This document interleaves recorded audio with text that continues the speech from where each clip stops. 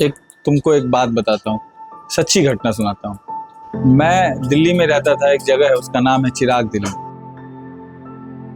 तो मैं किसी कॉल सेंटर में काम करता था। तो मेरे पास ना एक जूता हुआ करता था। बड़ी मुश्किल से मालवीय नगर से मैं जाके 275 रुपये में जूता खरीदा था। बहुत तंगहाली का दौर था। खैर तंगहाली तो आज भी है, फकीर तो आज भी है। तो मैं एक दिन उस जूते पे मैं लगा चुका था 250 रुपये। अब इकट्ठे उतने 2011 की ये बात है, इकट्ठे उतना पैसा होता नहीं था कि मैं जूता खरीद पाऊं। तो मैं 5 रुपया 10 रुपये का उसमें कील लगवा लेता था, काम चला लेता था। एक दिन मैं बैठा था हौज खास मेट्रो स्टेशन पे। तो मैं ऐसे ही बैठा हुआ था और भगवान से ये बोल रहा था कि भगवान कैसा दिन दे दी कि मैं एक जूता नहीं खरीद सकता। मतलब बहुत पैसे उसमें लग गए थे, लेकिन 10 रुपये 5 रुपये करके और इकट्ठा पैसा होता नहीं था। ये सोच रहा था, इतने में मेट्रो आ गई। मैं मेट्रो में बैठ गया और एक 2-3 मेट्रो स्टेशन के बाद मैंने देखा एक बड़े अच्छे से बुजुर्ग, अच्छे खासे लग रहे थे, पैसे वाले भी लग रहे थे। वो मेट्रो में आए, बैठे हैं और लेकिन विचलित थे वो। मैं 2-3 मेट्रो स्टेशन तक उनका इंतजार किया, फिर उनके पास चला गया। मैं बोला, अंकल आप बहुत बेचैन लग रहे हैं, कारण क्या है? इतने में उनका गंतव्य आ गया। मतलब जिस मेट्रो स्टेशन पे उनको उतरना था, उस मेट्रो स्टेशन का नाम था राजीव चौक। वो आ गया, मुझे वहां नहीं उतरना, पर मैं उनके पीछे पीछे उतरा। मैंने बोला, अंकल बताइए।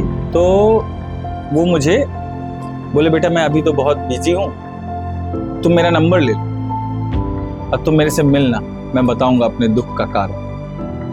इतने में उनकी पीएस आ गई, उनको लेके चली गई। वो गाड़ी वाड़ी से थे, चले गए।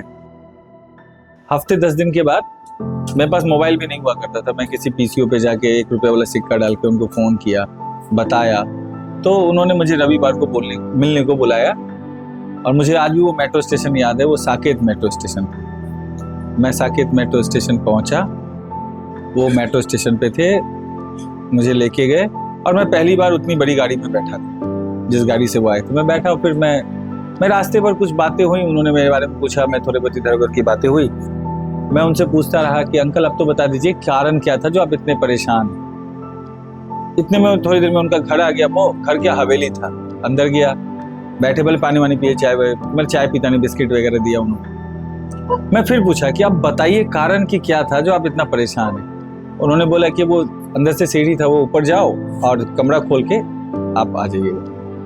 मैं गया, मैं कमरा खोला और 1-2 मिनट में मैं पीछे आ गया। एक लगभग बहुत यंग सा 30-35 साल का लड़का बेड पे है और उसमें कम से कम 100 से ज्यादा तरह तरह की मशीनें लगी हुई हैं और 2-3 नर्स उसकी देखभाल के लिए। मैं वापस आया, फिर तब मैंने उनसे पूछा कि ये कौन है, क्या हुआ। तब उन्होंने बताया, ये मेरा इकलौता बेटा है और ये दिल्ली में रहने का जिद कर रहा था, तो मैंने इसके लिए कोठी बना दी और फिर इसका जूते का फैक्ट्री लगाया है। एक दिन ये वॉक पे जा रहा था और एक गाड़ी वाले ने इसको, और मेरी 2 पोती है, उसको मैंने नानी के पास भेज दिया है। अभी उसका फोन आया था कि दादू आप परेशान मत होना, मैं काली माँ के मंदिर में पोछा लगा रही हूँ, पापा ठीक हो जाएंगे। तो इससे पहले वो एकदम नॉर्मल थे। ये बात बोलते बोलते वो रोने लगे। फिर मैं क्या ही करता, मैं बैठा, बातचीत हुई, फिर मैं वहां से निकल आया। वो मुझे मेट्रो तक बोले कि मैं छोड़ देता हूँ, बोले नहीं मैं ऐसे ही टहलते हुए जाऊँ।